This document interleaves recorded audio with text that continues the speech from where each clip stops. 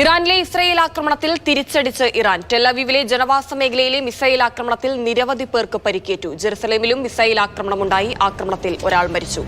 വിവരങ്ങൾ ആര്യ പി നൽകും. ആര്യ, പ്രത്യാക്രമണങ്ങൾ തുടരുകയാണ്. എപ്പോഴായിരുന്നു ഇറാന്റെ തിരിച്ചടി? എത്രത്തോളം നാശനഷ്ടങ്ങൾ ഇസ്രായേലിലുണ്ടായിട്ടുണ്ട്? ഇന്നലെ ഇതേ സമയത്താണ് ലോകരാജ്യങ്ങൾ ഇറാനെ ഇസ്രായേൽ ആക്രമിച്ചു. അതും വലിയ കനത്ത പ്രഹരമേൽപ്പിച്ചുകൊണ്ടുള്ള ആക്രമണം ഇസ്രായേലിന്റെ ഭാഗത്ത് ഇറാൻ ഉണ്ടായി എന്നുള്ള വാർത്ത ലോകം നമ്മളെല്ലാവരും വളരെ ആശങ്കയോടുകൂടി കേട്ടത്. അത് കഴിഞ്ഞ് ഇസ്രായേലിന് തന്നെ ഉറപ്പായിരുന്നു ഇറാന്റെ ഭാഗത്ത് നിന്ന് പ്രത്യാക്രമണം ഉണ്ടാകുമെന്ന്. ഇസ്രായേൽ പ്രധാനമന്ത്രി ബെഞ്ചമിൻ നെതന്യാഹു അതിന്റെ ഭാഗമായി തന്നെയാണ് സുരക്ഷാ ക്രമീകരണങ്ങളുടെ ഭാഗമായി ഇസ്രായേലിൽ അടിയന്തരാവസ്ഥയടക്കം പ്രഖ്യാപിച്ചിരുന്നത്.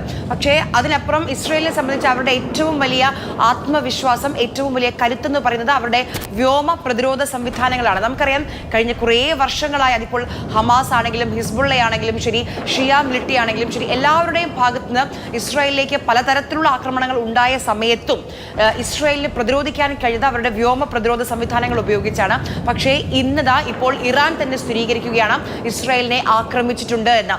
ഇന്ത്യൻ സമയം പുലർച്ചയോടുകൂടിയാണ് ഇറാന്റെ പരമോന്നത നേതാവ് ആയത്തുള്ള അലി ഖമൈനി മാധ്യമങ്ങളോട് സംസാരിച്ചത്.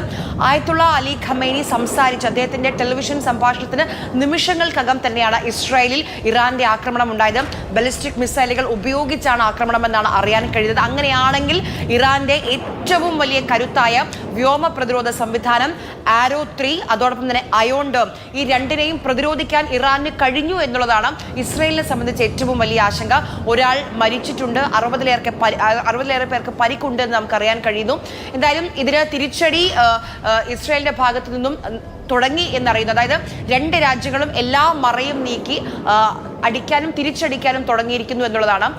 ഇനി ഇത് എങ്ങനെ മുന്നോട്ട് പോകുമെന്നുള്ളതാണ്. പശ്ചിമേഷ്യയിൽ വലിയ ഒരു യുദ്ധഭീതിയിലേക്ക് കാര്യങ്ങൾ പോവുകയാണ്.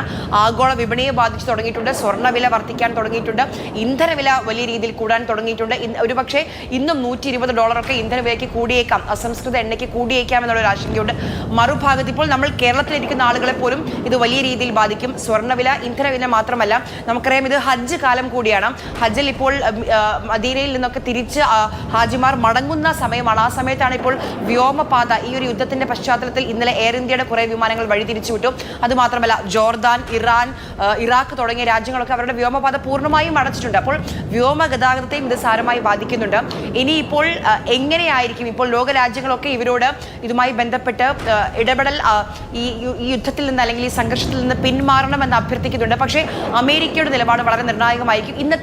നാളത്തെ ദിവസത്തിന് വളരെ വലിയൊരു പ്രത്യേകതയുണ്ട് ഹിമ. ഞായറാഴ്ച ഒമാനിൽ അമേരിക്ക ഇറാൻ ആണവ കരാറിന്റെ 6ാം റൗണ്ട് ചർച്ച നടക്കാനിരിക്കുകയായിരുന്നു. ആ കരാറിൽ നിന്ന് ഇനി ഇറാൻ പിന്മാറുമോ എന്നുള്ളൊരു സംശയമുണ്ട്. ഇന്നലെ അന്താരാഷ്ട്ര ആണവോർജ്ജ ഏജൻസിയുടെ ഭാഗത്ത് നിന്ന് ഒരു റിപ്പോർട്ട് പുറത്തു വന്നിരുന്നു. അതായത് 60% എൻറിച്ച്ഡ് യുറേനിയം ഇറാന്റെ പക്കലുണ്ട്. അതായത് ഏകദേശം 15 അണുബോംബുകൾ നിർമ്മിക്കാനുള്ള ശക്തി ഈ നിമിഷം ഇറാന്റെ ഭാഗത്തുണ്ട്.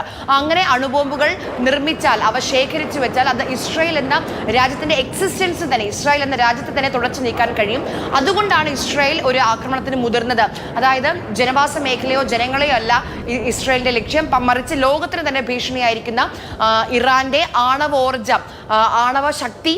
ഇപ്പോൾ ഇന്നലെ ഇസ്രായേൽ നടത്തിയ ആക്രമണങ്ങളുടെ ഏരിയ നമ്മൾ ശ്രദ്ധിക്കുകയാണെങ്കിൽ അത് സൈനിക കേന്ദ്രങ്ങൾ, അതോടൊപ്പം തന്നെ ആണവോർജ്ജ കേന്ദ്രങ്ങളാണ്. അപ്പോൾ ആണവോർജ്ജത്തെ നശിപ്പിക്കുക, ഈ രണ്ട് രാജ്യങ്ങളും, ഇറാൻ ആണെങ്കിലും ശരി, ഇസ്രായേൽ ആണെങ്കിലും ശരി, ഔദ്യോഗികമായി ന്യൂക്ലിയർ കൺട്രീസ് അല്ല, അങ്ങനെ ഔദ്യോഗികമായി പറഞ്ഞിട്ടില്ല. പക്ഷേ നമ്മൾ ഗാസയിലൊക്കെ നടക്കുന്ന യുദ്ധങ്ങൾ കാണുമ്പോൾ ഈ ഇസ്രായേൽ ഉപയോഗിക്കുന്ന ബോംബുകളിൽ നിന്ന് ഡിപ്ലീറ്റഡ് യുറേനിയം കണ്ടെത്തിയിട്ടുണ്ട്. അപ്പോൾ ന്യൂക്ലിയർ ആണവ ബോംബുകൾ അല്ലെങ്കിൽ ആണവ ശക്തിയാണ് രണ്ട് രാജ്യങ്ങളുമെന്ന് ഔദ്യോഗികമായി സ്ഥിരീകരിച്ചില്ല എങ്കിലും ആണവ ശക്തികളാണെന്ന് നമുക്കറിയാം. ഈ സൈനിക ശക്തി നോക്കുകയാണെങ്കിൽ 15ാം സ്ഥാനത്താണ് ഇസ്രായേൽ നിൽക്കുന്നത്, 16ാം സ്ഥാനത്താണ് ഇറാൻ നിൽക്കുന്നത്. എല്ലാ തരത്തിലും തുല്യമായ രണ്ട് രാജ്യങ്ങൾ തമ്മിൽ പരസ്പരം ശക്തമായ പോരാട്ടം നടക്കുകയാണ്. ഇറാൻ ഇസ്രായേൽ സംഘർഷം അതിശക്തമായി തുടരുകയാണ്. ടെലവീവിലെ ജനവാസ മേഖലയിലെ മിസൈൽ ആക്രമണത്തിൽ നിരവധി പേർക്കാണ് പരിക്കേറ്റത്. ജെറുസലേമിലും മിസൈൽ ആക്രമണമുണ്ടായി.